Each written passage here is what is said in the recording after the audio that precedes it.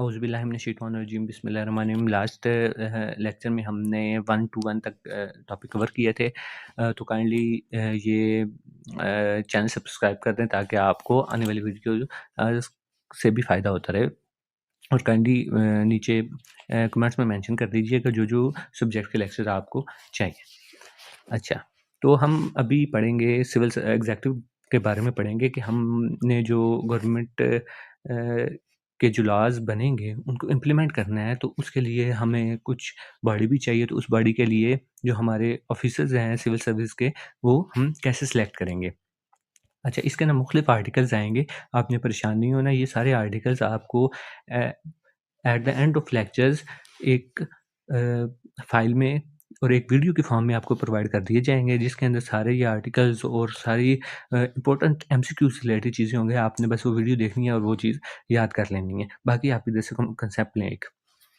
Article 240 ए, article 240 ए और B. अच्छा, article 240 ए क्या कहता है? Affairs of the federation and all Pakistan services are governed by an act of parliament.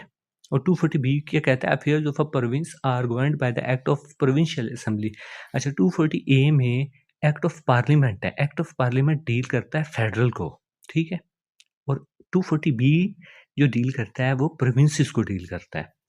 240 A act of parliament federal को deal करता है और 240 बी प्रोविंसेस को डील करता है। फेडरल क्या कहता है कि फेडरल अब जो सिविल सर्विसेज एक्ट 1973 और सिविल सर्वेंट रूल 1973 के अकॉर्डिंग ये फेडरल रन हो रहा है। और केपी 1970 सिविल सर्विसेज एक्ट 1973 और 1989 के एक्ट के थ्रू रूल हो रहा है। अच्छा, अभी ये आपने ऐसे याद करना है कि पंजाब सिंध बलूचिस्तान सेम है। पंजाब सिंध बलूचिस्तान सेम है और जो फेडरल है वो दोनों 1973 दो दोनों 1973। केपी जो है सिर्फ़ इनमें एक केपी, अब आपको इस सब्जेक्ट में केपी हर चीज़ में मुख्तलिफ नज़र आएगा। KP civil services act 1973 and rules 1989 के ज़रिए ये रन हो रहा है। और जो फेडरल है वो 1973 और सिविल सर्वेंट रूल 1973। और पंजाब सिंध और बलूचिस्तान जो civil services act 1974 and rules 1974 के जरिए ही रन हो रहे हैं। Occupational groups and definition of civil servants. अच्छा, कहते हैं कि हमारे जो सिविल सर्वेंट्स हम भर्ती करते हैं तो उनको किन किन ग्रुप में भर्ती करते हैं जी, ये तो आपको मैक्सिमम को पता ही होगा कि फ़ॉरेन सर्विस में भर्ती कर सकते हैं, पुलिस सर्विस में कर सकते हैं, रेलवे में कर सकते हैं, पोस्टल सर्विस में, कस्टम में और सेक्रेटरी सर्विस में वगैरह में कर सकते हैं। अच्छा, रिक्रूटमेंट स्टेटस क्या हो जाता है? अच्छा, इसके अंदर लिखा हुआ है कि एक्स कैडर होता है। एक्स कैडर क्या होता है? कुछ लोग हम डायरेक्ट भर्ती करते हैं। अच्छा, लाज़मी तो अब यूँ तो नहीं है ना कि अगर एक हम सिविल सर्विसेज़ में ऑफ़िसर भर्ती कर रहे हैं तो सारे ही न्यू भी कर लें। अगर सारे न्यू भी कर लें तो एक्सपीरियंस बंदे हम कहाँ से लाएँगे? पहले उनको सिखाना पड़ेगा, वो एक लंबा प्रोसेस है। तो इसके अंदर हम कुछ लोग भर्ती करते हैं डायरेक्ट, ठीक है? जिन्होंने पीएचडी की होती है, जो अपने उस फ़ील्ड में माहिर होते हैं, हम उनको भर्ती कर लेते हैं। तो हम उनको कह देते हैं x cadre. X cadre, x cadre कौन से लोग होते हैं कि जो कि कॉम्पिटिटिव एग्ज़ाम दे के नहीं आए होते, वो अपने जो फ़ील्ड होते हैं उसके माहिर होते हैं और हम उनको डायरेक्ट भर्ती कर लेते हैं, उसको कह देते हैं एक्स कैडर कह देते हैं। अच्छा, अभी civil service definition. A civil servant is a member of all parliament service और a civil service of the federation और someone holding a civil post in connection with federal affair.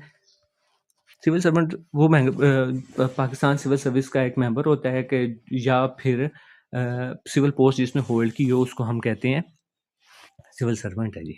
Civil servant से क्या मुराद है? Civil servant जो अवाम का खिदमतगुज़ार होता है। Historical context. अच्छा, Islington commission 1912 and Lee commission 1923 who aimed for. अच्छा, ये जो एक्स कैडर हम पढ़ के आए हैं ना, तो इसने कहा है कि ये जो 2 कमीशन आए थे 1912 और 1923 में, इन्होंने कहा था कि जो 20% होनी चाहिए ना रिक्रूटमेंट, वो लोकल रिक्रूटमेंट होनी चाहिए। It means that all are not freshly but 20% are expect, मतलब जिस हम कैडर पढ़ के आए हैं, तो इन 2 कमीशन ने कहा था कि 20% जो हम भर्ती करेंगे वो एक्स कैडर भर्ती करेंगे जो कि अपनी फील्ड के एक्सपर्ट होंगे। सारे हम न्यूबी भर्ती नहीं कर सकते। तो ऊपर हम पढ़ के आए हैं फील्ड्स, और इधर भी वही फील्ड्स लिखी हुई हैं थोड़ी-सी। अच्छा, स्ट्रक्चर। हर प्रोविंस की अपनी एक एग्जेक्टिव और सेक्रेटरीट सर्विसेज होती हैं। आपके पी बलूचिस्तान और पंजाब की अलग-अलग हैं। Often inductees as executive members are often inductees as DC और डिस्ट्रिक्ट कोऑर्डिनेशन ऑफिसर्स भी होते हैं जो कि कोऑर्डिनेट का काम करते हैं। एम्प्लॉयज़ एज जैसे, अच्छा एचआरएम, इसमें ह्यूमन रिसोर्स मैनेजमेंट का क्या रोल है? ह्यूमन रिसोर्स मैनेजमेंट कहती है कि ये जो एम्प्लॉयज़ होते हैं ना आपके पास, ये कोई किसी के गुलाम नहीं होते, ये एसेट्स होते हैं कंपनी का। तो हम अब आजकल इस पे काम किया जा रहा है, तो एसेट क्या होते हैं कि आपने इन एसेट्स को बिल्ड करना होता है ताकि फ्यूचर में ये आपको बेनिफिट दें। Value come from technical knowledge, ability to learn, decision making, motivation. अरे वैल्यूज़ किन किन चीज़ों से आती है? नॉलेज जिस किसी के पास ज़्यादा हो, डिसीजन पावर ज़्यादा हो, मोटिवेशन हो उसके अंदर काम करने की, और टीम वर्क मिलजुल के काम करें, और यही बाद में जाके एक लीडर की निशानी बनती हैं। अच्छा, HRM is influenced by political, economic and cultural forces and is tied to organization, mission and strategy. अच्छा, जो भी कंपनीज़ की मिशन, विज़न होगा या उसका गोल होगा या उसकी स्ट्रैटेजी होगी, तो उसके मुताबिक एक कंपनी रन करती है। रिक्रूटमेंट मॉडल, अब सिविल सर्विस को हम सिलेक्ट कैसे करते हैं? अच्छा, अब इसमें 2 चीज़ें हैं, एक प्रोविंशियल लेवल पे सिविल सर्विस सिलेक्ट होते हैं और एक फेडरल लेवल पे सिलेक्ट होते हैं। अच्छा, regulated by civil service appointment, permission and transfer rules 1973 and FPSC rules, federal public service commission. FPSC से क्या मुराद है? Federal public service commission rule 1978 के ज़रिए हम इनको सिलेक्ट करते हैं। ऊपर हम क्या पढ़ के आए थे? ऊपर हम पढ़ के आए थे 1973 एंड 1973।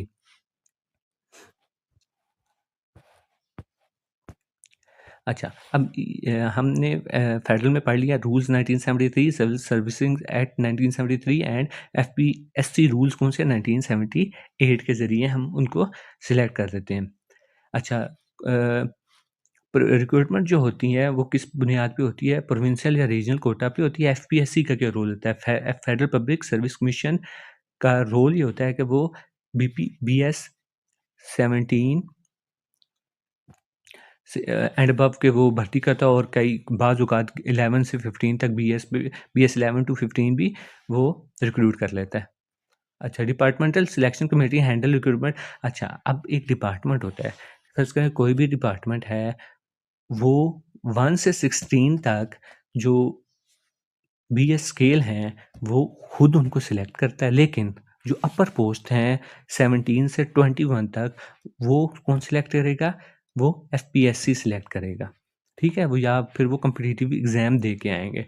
अच्छा, लोअर स्केल्स में ये होता है कि आपने 12th स्केल में आप रिक्रूट हो गए हैं, तो उसके बाद प्रमोशन होती रहती है टाइम के हिसाब से, स्किल के हिसाब से, मुख्तलिफ अदारों में मुख्तलिफ पॉलिसीज़ हैं, एईआर के हिसाब से, तो वो 12 से 13, 14, 15 इस तरह। लेकिन उसके ऊपर 17 से अबव जो हैं, उनका भी एक प्रॉपर प्रोसीजर है प्रमोशन का, और वो उनको सिलेक्ट करता है एफपीएससी। अच्छा, अब हम पढ़ेंगे सिलेक्शन। अच्छा, सिलेक्शन इसकी कैसे होती है? अभी हमने सुना होगा, सारों को इसका पता होगा कि जो सीएसएस का एग्ज़ाम देते हैं, इसके अंदर इंटरव्यूज़ भी होते हैं, साइकोलॉजिकल टेस्ट भी होते हैं, अब रिटन टेस्ट भी होते हैं, फिर उसके बाद इवैल्यूएशन टेस्ट होते हैं, इंटरव्यू होते हैं, उसके बाद एक फाइनल मेरिट बनता है, फिर मेडिकल भी होता है, और उसके मेडिकल के बाद फाइनल मेरिट बनता है, फिर उनकी सिलेक्शन होती है। Provincial commission handle BS 16 and above, while department committees select for BS 1 to 15। हम ऊपर पढ़ के आए हैं कि ऊपर 1 से 16 तक फेडरल लेवल पे, फेडरल और प्रोविंस आपने इसका डिफरेंशिएट करना है लाजमी। फेडरल लेवल पे 1 से 16 तक डिपार्टमेंट सिलेक्ट करता है, और 17 से अबव एफपीएससी सिलेक्ट करती है। लेकिन प्रोविंशियल लेवल पे क्या होता है? प्रोविंशियल लेवल पे सिलेक्ट करता है 16 तक, डिपार्टमेंट सिलेक्ट करता है 15 तक, और 16 से अबव सिलेक्ट करती है आपकी प्रोविंशियल कमीशन सिलेक्ट करते हैं, ठीक है? अच्छा, ट्रेनिंग एंड इंडक्शन, अभी हमने उनके एग्ज़ाम वगैरह हो गए तो उसकी हमने ट्रेनिंग कैसे करनी है। जब भी कोई सिविल सर्वेंट सिलेक्ट होता है तो वो 6 मंथ की इनिशियल ट्रेनिंग लेता है, जो सबको लेनी पड़ती है सिविल सर्विसेज एकेडमी लाहौर में। सिविल सर्विस एकेडमी में सिलेक्शन के बाद सबसे पहले उनको लाहौर भेजा जाता है, वहाँ पे जाके वो सिविल सर्विस एकेडमी लाहौर में एक लेते हैं, इनिशियल ट्रेनिंग लेते हैं BS 17 से अबव जो सिलेक्ट होते हैं।